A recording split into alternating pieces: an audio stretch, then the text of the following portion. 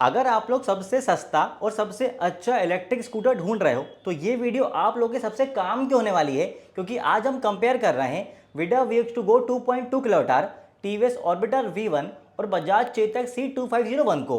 और साथ ही मैं आप लोगों को ये भी बताऊंगा कि आपके लिए सबसे बेस्ट इलेक्ट्रिक टू व्हीलर कौन सा रहेगा।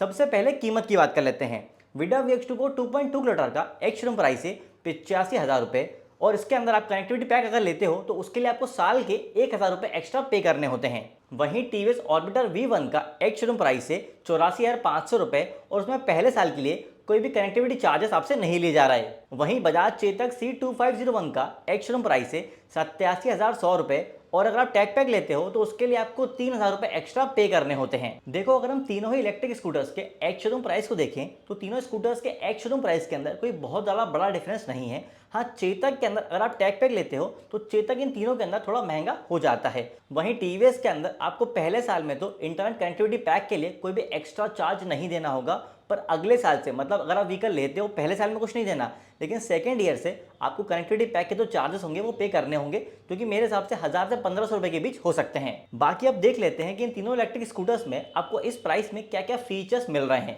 चेतक के अंदर 2.5 लीटर का बैटरी पैक है। इसकी आईडीसी रेंज 113 किलोमीटर से एक्चुअल में आपको 80 से 85 किलोमीटर के बीच एक्चुअल रेंज मिल जाएगी, और इसके साथ 750 वाट का चार्जर आएगा, जिससे इसे घर पे 0 से 80% चार्ज करने में लगभग 2 घंटे 20 मिनट का टाइम लगेगा। वहीं टीवीएस ऑर्बिटर के अंदर 1.8 किलोमीटर का बैटरी पैक है। इसकी आईडीसी रेंज 96 किलोमीटर से एक्चुअल में आपको 60 किलोमीटर के आसपास की एक्चुअल रेंज मिल जाएगी, और इसके साथ 650 वाट का चार्जर आएगा, जिससे इसे घर पे 0 से 80% चार्ज करने में लगभग 2.5 घंटे का टाइम लगेगा। वहीं विडा के अंदर 2.2 किलोवाट का रिमूवेबल बैटरी पैक है। इसकी आईडीसी रेंज 92 किलोमीटर से, और एक्चुअल में आपको 60 से 65 किलोमीटर के बीच एक्चुअल रेंज मिल जाएगी, और इसके साथ 580 वाट का चार्जर आएगा, जिससे इसे घर पे 0 से 80% चार्ज करने में 2 घंटे 41 मिनट का टाइम लगेगा। देखो, यहाँ पे सबसे बड़ा बैटरी पैक बजाज चेतक के अंदर आ रहा है, और इसी वजह से बजाज चेतक की एक्चुअल रेंज इन दोनों स्कूटर्स के मुकाबले ज़्यादा है। और सबसे छोटा बैटरी पैक टीवीएस ऑर्बिटर के अंदर मिल रहा है, इसलिए उसमें सबसे कम रेंज भी मिल रही है। वहीं विडा का बैटरी पैक जो है वो इन दोनों स्कूटर्स के बीच में आ रहा है। बाकी अगर मैं पोर्टेबल चार्जिंग टाइम की बात करूं तो भाई तीनों स्कूटर्स के पोर्टेबल चार्जिंग टाइम के अंदर कोई बहुत ज़्यादा बड़ा डिफरेंस नहीं है। 0 से 80% पोर्टेबल चार्जिंग टाइम जो है वो तीनों स्कूटर्स का ऑलमोस्ट 2.5 घंटे ही है, तो यहाँ पे तो मामला बराबर ही है। लेकिन एक बड़ा डिफरेंस आ जाता है फास्ट चार्जिंग के अंदर। विडा के अंदर फास्ट चार्जिंग का सपोर्ट अवेलेबल है, जबकि चेतक और टीवीएस के अंदर फास्ट चार्जिंग का ऑप्शन अवेलेबल नहीं है। तो विडा को आप एथर और विडा दोनों के ही फास्ट चार्जिंग नेटवर्क से फास्ट चार्ज कर सकते हो। एक और बेनिफिट आपको विडा के अंदर ये मिलता है कि विडा के अंदर रिमूवेबल बैटरी पैक दिया है, मतलब अगर आपकी पार्किंग में चार्जिंग की फैसिलिटी अवेलेबल नहीं है तो इस इलेक्ट्रिक स्कूटर की बैटरी को आप निकाल के भी चार्ज कर सकते हो, जबकि टीवीएस और चेतक के अंदर फिक्स बैटरी पैक आता है। लेकिन ना, इलेक्ट्रिक व्हीकल के अंदर सबसे मेन चीज होती है रेंज, मतलब एक बार फुल चार्ज के अंदर कौन सा व्हीकल ज्यादा लंबा चलता है। तो भाई हमारे कंपैरिजन के अंदर वो विनर है चेतक। अब आ जाते हैं मोटर के ऊपर। चेतक के अंदर 2.2 किलोवाट की हम मोटर है। इसकी top speed 55 kilometre per hour है। टीवीएस ऑर्बिटर के अंदर 1.8 किलोवाट की हम मोटर है। इसकी टॉप स्पीड कंपनी ने कहीं भी मेंशन नहीं करी है ऑफिशियली। विडा VX2Go के अंदर 6 किलोवाट की साइड माउंटेड मोटर है, और इसकी top speed 70 kilometre per hour है। टीवीएस ऑर्बिटर के अंदर काफ़ी कम पावर की मोटर आ रही है, और टीवीएस ने ऑफिशियली कहीं भी इसकी टॉप स्पीड को मेंशन नहीं करा है अपनी वेबसाइट के अंदर। पर मेरा ऐसा मानना यह है कि इसकी टॉप स्पीड भी बजाज चेतक C2501 के आसपास ही होगी, मतलब 50 से 55 की टॉप स्पीड होगी टीवीएस ऑर्बिटर V1 के अंदर। यहाँ पे आप लोगों के माइंड में एक बात आ सकती है कि भाई 50 से 55 की टॉप स्पीड तो काफ़ी कम है। तो यार देखो, हम सब सिटी के अंदर इतनी ही स्पीड पे गाड़ी चलाते हैं, तो सिटी के हिसाब से इतनी टॉप स्पीड सफिशिएंट है। लेकिन अगर आपको थोड़ी सी परफॉर्मेंस चाहिए इस सेगमेंट के अंदर भी, तो फिर विडा में आपका काम हो जाएगा, क्योंकि विडा के अंदर थोड़ी पावरफुल 6 किलोवाट की साइड माउंटेड मोटर आ रही है, उसकी टॉप स्पीड भी 70 किलोमीटर पर आवर है। लेकिन टीवीएस ऑर्बिटर और बजाज चेतक C2501 के अंदर एक नेगेटिव पॉइंट है, वो ये कि इन दोनों स्कूटर्स के अंदर हम मोटर आ रही है। तो भाई अगर आप रफ राइडिंग करते हो, मतलब आप जहाँ पे रहते हो वहाँ पे सड़कों की कंडीशन अच्छी नहीं है, आपको गाड़ी तेज़ चलाने की आदत है, तो भाई ये दोनों स्कूटर्स मैं आपको लेने की सलाह नहीं दूंगा, क्योंकि अगर आपने इनको दशकों के अंदर कुदाया तेज स्पीड के अंदर तो इनकी मोटर का डैमेज या डिस्टर्ब होना खतरा है। उसके बाद आपका भी काम नहीं हो पाएगा, स्कूटर भी खराब हो जाएगा। तो अगर आप रफ राइडिंग करते हो तो आपके लिए यहाँ पे विडा VX2 Go 2.2 किलोमीटर ज़्यादा अच्छा ऑप्शन रहेगा। लेकिन अगर आप स्कूटर आराम चलाते हो तो फिर आप TVS ऑर्बिटर या बजाज चेतक परचेस कर सकते हो, स्कूटर में कोई दिक्कत नहीं है। तो यहाँ पे तो परफॉर्मेंस के मामले में नो डाउट विडा ही ज़्यादा अच्छा ऑप्शन है। अब बात कर लेते हैं बूट स्पेस के बारे में। TVS ऑर्बिटर के अंदर 34 लीटर का बूट स्पेस है, चेतक के अंदर 25 लीटर का बूट स्पेस है और विडा के अंदर 33.2 लीटर का बूट स्पेस है। विडा और ऑर्बिटर के अंदर ऑलमोस्ट सेम ही बूट स्पेस मिल रहा है आपको 33-34 लीटर्स का। लेकिन चेतक के अंदर जो बूट स्पेस है वो छोटा जरूर है 25 लीटर का, लेकिन उसकी खासियत ये है कि वो काफ़ी ज़्यादा गहरा है, तो इसमें ज़्यादा सामान आ जाता है। लेकिन अगर आपको चौड़ा बूट स्पेस चाहिए तो वो आपको TVS ऑर्बिटर और विडा के अंदर मिल जाएगा। अब बात कर लेते हैं टायर, ब्रेक और सस्पेंशन की। चेतक के अंदर फ्रंट में 12 इंच का अलॉय व्हील है, डिस्क ब्रेक है, टेलीस्कोपिक सस्पेंशन है और रियर में 12 इंच का हब व्हील है, ड्रम ब्रेक है और ड्यूल साइड सस्पेंशन है।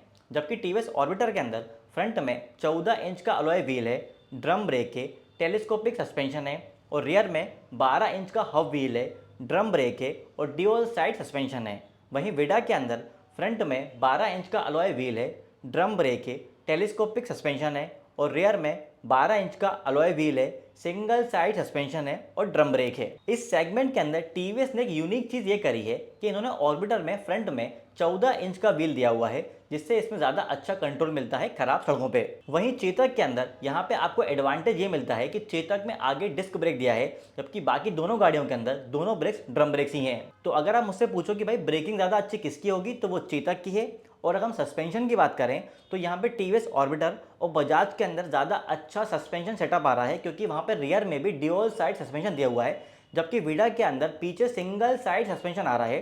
तो अगर आप ज़्यादा वेट के साथ थोड़ी स्पीड के ऊपर गाड़ी चलाओगे तो लंबे टाइम के लिए आपको थोड़ा डिस्कम्फर्ट फील हो सकता है। बाकी भाई एक चीज़ यहाँ पे मैं क्लियर कर दूँ कि तीनों इलेक्ट्रिक स्कूटर्स धीरे चलाने वालों के लिए बनाए गए हैं। आपको इन्हें ज़्यादा स्पीड पे नहीं चलाना है, क्योंकि अगर आप इन्हें ज़्यादा स्पीड पे चलाओगे तो इनमें आपको बहुत कम रेंज मिलेगी। बाकी अगर हम ये बात करें कि भाई इस वाले पोर्शन के अंदर हमारे कंपैरिजन में ज़्यादा स्ट्रॉन्ग कौन है, तो भाई वो बजाज चेतक है, क्योंकि इस प्राइस के अंदर में भी आपको डिस्क ब्रेक ऑफर कर रहा है और उसमें अच्छी बिल्ड क्वालिटी भी मिल रही है। अब नज़र डाल लेते हैं डिस्प्ले के ऊपर। चेतक के अंदर कलर्ड LCD डिस्प्ले है, जिसमें म्यूजिक को call control, reverse mode, hill hold और बेसिक फीचर्स आ रहे हैं। वहीं ऑर्बिटर के अंदर 5.5 इंच का LCD डिस्प्ले है, जिसमें turn by turn navigation, cruise control, Bluetooth, call alerts, geo fencing, time fencing, crash and fall alert और एंटी थेफ्ट अलर्ट जैसे फीचर्स मिल रहे हैं। वहीं विडा के अंदर 4.3 इंच का LCD डिस्प्ले है, जिसमें Bluetooth, turn by turn navigation, remote immobilisation, ping my scooter और व्हीकल स्टैट्स जैसे फीचर आ रहे हैं। अब क्योंकि ये तीनों ही इलेक्ट्रिक स्कूटर्स बजट सेगमेंट वाले इलेक्ट्रिक स्कूटर्स हैं, इसलिए इन तीनों स्कूटर्स के अंदर आपको टच डिस्प्ले ऑफर नहीं हो रहा है।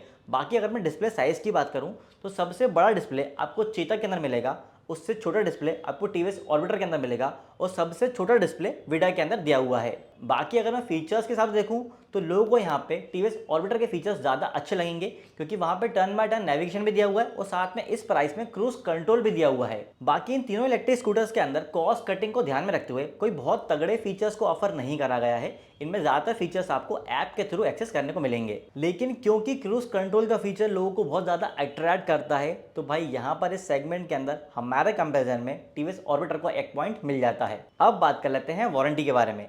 चेतक के अंदर व्हीकल और बैटरी के ऊपर स्टैंडर्ड वारंटी 3 सालों 50,000 किलोमीटर की मिलती है, और अगर आप 6,000 रुपये खर्च करते हैं तो बैटरी के ऊपर आपको 5 सालों 70,000 किलोमीटर की एक्सटेंडेड वारंटी मिल जाती है। वहीं TVS ऑर्बिटर के अंदर व्हीकल और बैटरी के ऊपर स्टैंडर्ड वारंटी 3 साल या 30,000 किलोमीटर की है, और यहाँ पे इस वाले वेरिएंट के अंदर बैटरी के ऊपर एक्सटेंडेड वारंटी का ऑप्शन नहीं है। वहीं विडा के अंदर व्हीकल के ऊपर 5 साल या 50,000 किलोमीटर की वारंटी है, बैटरी के ऊपर 3 साल या 30,000 किलोमीटर की वारंटी है। ये स्टैंडर्ड वारंटी है, और अगर आप 6,500 रुपये एक्स्ट्रा खर्च करते हो तो बैटरी के ऊपर आपको 5 साल या 50,000 किलोमीटर की एक्सटेंडेड वारंटी मिल जाती है। यहाँ पे विडा एकमात्र ऐसा ब्रांड है जो अपने व्हीकल के ऊपर भी 5 साल की वारंटी दे रहा है और बैटरी के ऊपर भी। जबकि चेतक के अंदर आप बैटरी के ऊपर तो एक्सटेंडेड वारंटी ले सकते हो, लेकिन व्हीकल के ऊपर नहीं ले सकते, क्योंकि वहां पे वो अवेलेबल नहीं है। और TVS ने तो इस वाले वेरिएंट के अंदर मतलब V1 के अंदर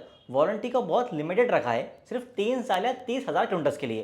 पर अगर आप V2 लेते हो, टीवीएस ऑर्बिटर V2, तो वहाँ पे आप बैटरी के ऊपर 5 साल या 70,000 किलोमीटर की एक्सटेंडेड वारंटी ले सकते हो बैटरी के ऊपर। तो अगर आप टीवीएस ऑर्बिटर V1 लेने वाले हो तो ये चीज़ ध्यान रहे कि इसकी बैटरी को लेके आप सिर्फ 3 साल तक की टेंशन फ्री रह सकते हो, क्योंकि वारंटी के बाद टीवीएस का आफ्टर सेल सर्विस एक्सपीरियंस काफ़ी ज़्यादा अच्छा नहीं बताया है बहुत सारे यूजर्स ने। वहीं अगर आपको ज़्यादा लंबे टाइम के लिए टेंशन फ्री रहना है तो यहाँ पे चेतक और विडा ज़्यादा अच्छा ऑप्शंस रहेंगे।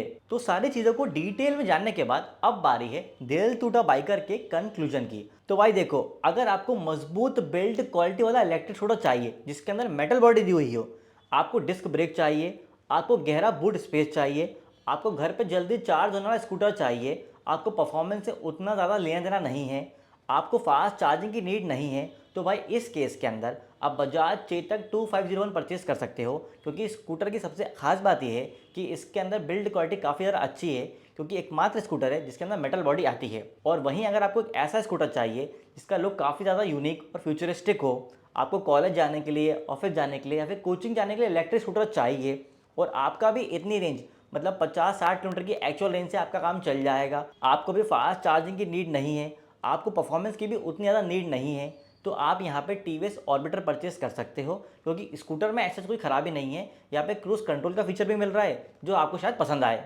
वहीं अगर आपकी पार्किंग में चार्जिंग फैसिलिटी अवेलेबल नहीं है, आपके लिए परफॉर्मेंस मैटर करता है, आपको रिमूवेबल बैटरी पैक वाला स्कूटर चाहिए जिसकी बैटरी को आप निकाल के कहीं भी जाके चार्ज कर सको, तो भाई इस केस के अंदर आपके लिए सबसे अच्छा ऑप्शन है विडा VX2GO 2.2 किलोवाट। तो भाई लोगों, मैंने डिटेल में तीनों स्कूटर्स के बारे में अच्छे से बता दिया है। अगर आपको फिर भी कोई डाउट है तो कमेंट करके पूछ लेना, मैं बता दूंगा। बाकी इलेक्ट्रिक गाड़ी के ऐसे ही डिटेल वीडियोस के लिए दिल टूटा बाइकर को सब्सक्राइब कर लीजिए।